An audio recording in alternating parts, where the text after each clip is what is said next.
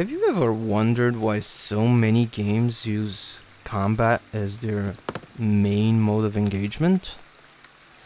This has been an issue, well, it's not really an issue, but it has been bothering me for a very long time. Like, I've been playing games for a while, and I've played games on different platforms. I've played games across all kinds of different genres, and the main thing that stood out to me was, like, why is there so much combat?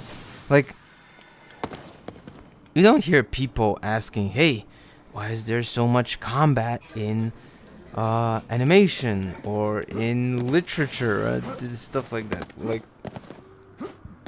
yes, there is violence in literature, there is also combat, although you know that in books, it's harder to convey action. Like, you need a lot of very specific methods in order to convey it and to make it interesting. But video games are 3D or 2D simulated worlds, so it is very easy. It's very fast to convey action. Like, when I shoot this, it is a fast animation, it even has a trail effect, it has an impact effect. All of this is instant. And if I shoot an enemy, well, those enemies have react animations. They, in most games, they also have a little red bar indicating their health resource or their hit points. In this game, when you hit an enemy, a part of their body actually disappears because they're spirits. So they can do that. They can use that as a visual indicator. And yeah, combat is very instant, and it also very easily communicates a sense of danger to the player. Like, the idea of, hey, can you please hurt this thing before it hurts me? Like, yeah, that's very easy to communicate, and it's a very universal fear, I'd say. I mean, almost everybody can relate to avoiding physical harm. So yeah, this is usually the most frequent answer given to the question, why do games have so much combat in them? There's also the idea that we can easily simulate physics with video games, which is true, but we can also do some very, very weird things with physics that don't make it necessarily so easy to develop. But yeah, that is true. All of those things are true. And let me be clear, I love action-focused games. Action-focused games are also very popular. Like, Elden Ring is very popular right now. And yeah, all of the reasons we've listed are true, but there's also the we need to consider history here. Like, let's say that the argument for the easy to simulate physics was extremely strong, and most developers in the early 80s and 90s agree with that. Yeah. Yeah, action, easy to do, easy to simulate with computers, let's just do that. And a lot of people did that, and the industry shifted towards that idea that we need to make action games. And as the industry grew, as more investors came on and just started working with bigger development studios, yeah, we want a safe return on that investment. So please do the thing that the other people are doing and have been proven to be successful. So there's also that. There's the marketing and selling of games portion to the argument. So a lot of games have combat in them. So what? I like games with combat. I like action games. Action games are popular. Like I said, Elden Ring. And I love fast-paced... paced? What is this? I like fast-paced first-person shooters, or just parkour, fast-paced movement platforming games. I love those. Those are some of my favorite games. In fact, if you go onto my Steam wishlist, you'll see 2 first-person fast-paced action combat games in the top 5 of the wishlist. It's just wow. So, do you hate combat or do you love it? Which is it, gaming mechanoid? Well, hold on a sec. The argument I'm making isn't we should remove combat from games. The argument I'm making is I think too many games rely on combat as a crutch just because we talked about it. It's easy to implement, it's easy to develop, yada yada yada. But I think a lot of games could do something different. And let me show you something. So, Ghostwire Tokyo is an open world game. It's the typical standard open world game. I open the map and look at all these icons. Like, yeah, open world game. Now, you can absorb spirits, and these are the spirits of humans. Once you absorb them, you can actually go and release them later. So yeah, that's fun. You go around collecting. Easy to do. That's fine. But look at this. These spirits have something lodged between them. Also, I really like that this object is in a slightly different color and is more opaque than the spirits themselves. And the tooltip is saying remove affliction. Wow. Okay, so what's different about this one? Well, this one uses a memory minigame. Something you'd see in... and I messed it up. So this is a memory minigame. Something you'd see in a puzzle game. So you repeat the pattern and you do sort of a quick time event to remove the affliction, and it does the whole hand wavy animation, and congratulations, you removed the affliction. That's pretty cool. I'm not gonna absorb these guys, I just want them to stick around for a while. Puzzle games, they don't usually have combat. They don't usually even have violence. There are puzzle games with stories centering around violence or avoiding violence. And there are puzzle games that straight up just say, no, this is combat, but we're using a different system. And here's the thing I love about that idea. So, you can have combat, but you can use a different presentation style for said combat.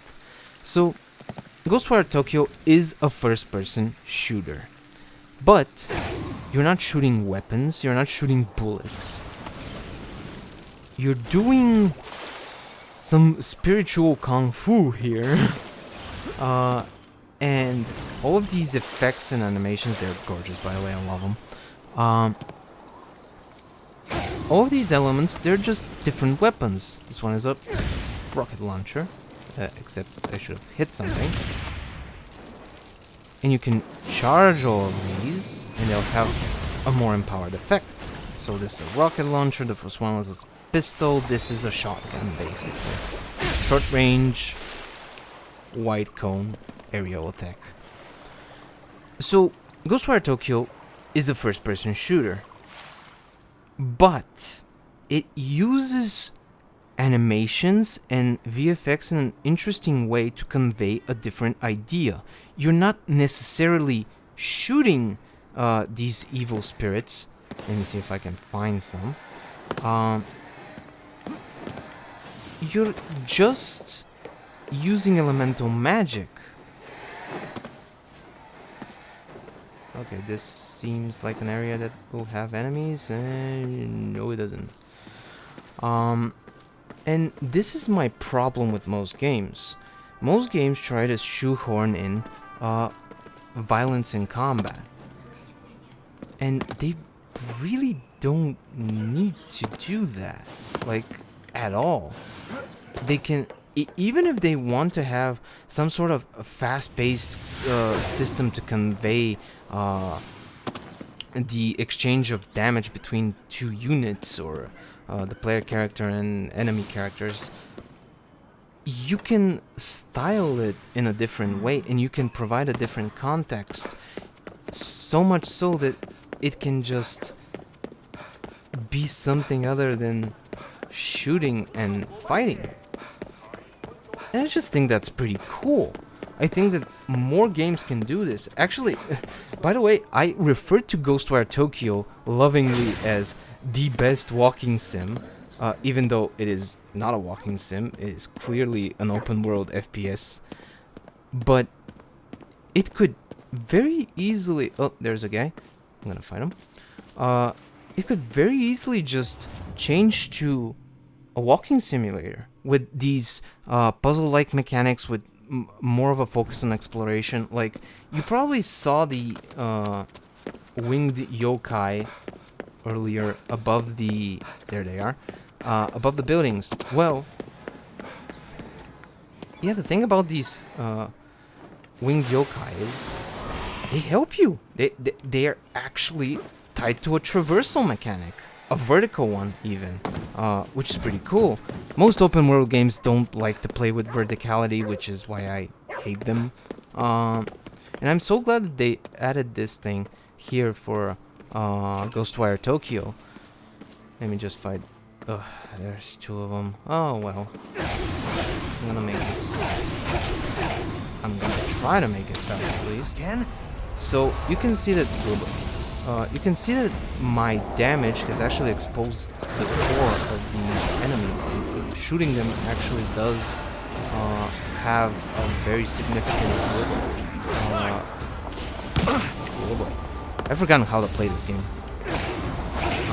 Does have a visual component, but this is the thing I really like. So the enemies have a down state. When you expose their core, they become stunned for a little while, and you have to grab their core and destroy it. So even here, even with this game that is clearly an action-focused FPS game, they're finding interesting ways to... Oh, I don't have any more bullets, so I'm just gonna do this. They're finding interesting ways to shift up the context of the fighting you're doing, and that is pretty cool. I really enjoy that. Like, I'm glad that you can do these core crushes with via range with those cool animations with the spiritual wire. And again, I think many other games can do this. The reason why I wanted to make this video is recently I got reminded that a lot of CRPGs actually have combat, and they really shouldn't, because the combat is the worst part. I actually really like more experimental pen and paper RPGs because they don't do combat, they do other things. They use new and interesting systems. And yeah, combat in most pen and paper RPGs suck. That's why I don't play them anymore, because it's just annoying. I just want to skip it. I want to get back to the role-playing part. I want to go back to the other systems that are just more engaging to me.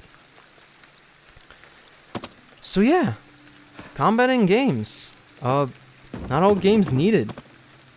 And if we try to add mechanics from other genres, we can create some interesting mini games that can prove very crucial to just making your game more engaging without making it violent or focused around a specific combat system. And I'm glad that Ghostwire Tokyo has these glimpses of such a system. Like I said, I think this game can transition into a walking simulator. And it can be one of the best, if not the best one. Like, think about it. You can go go around exercising, helping people. Like, you don't need to fight with these spirits. Like, let someone else do the fighting.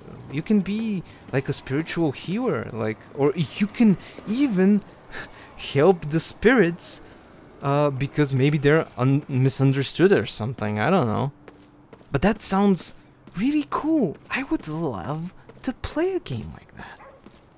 So yeah, that's my rant about Ghostwire Tokyo, combat in games. I'll probably return to this topic in the future, but I hope you folks found something to enjoy in this conversation, and let me know if you have some examples of interesting systems in games that are not focused around combat. One of the best examples, actually, people bring up is the conversation system in Deus Ex Human Revolution, and I agree. I think that system is flawed and it can be improved, but I think that is another step in the right direction. Making dialogue engaging, interesting, and tense. So yeah, hope you enjoyed. Go play Ghostwire Tokyo. It's interesting. It's fun. It's interesting. But the presentation of this game, holy hell, it looks so good. It just looks so good. Yeah. See you next time.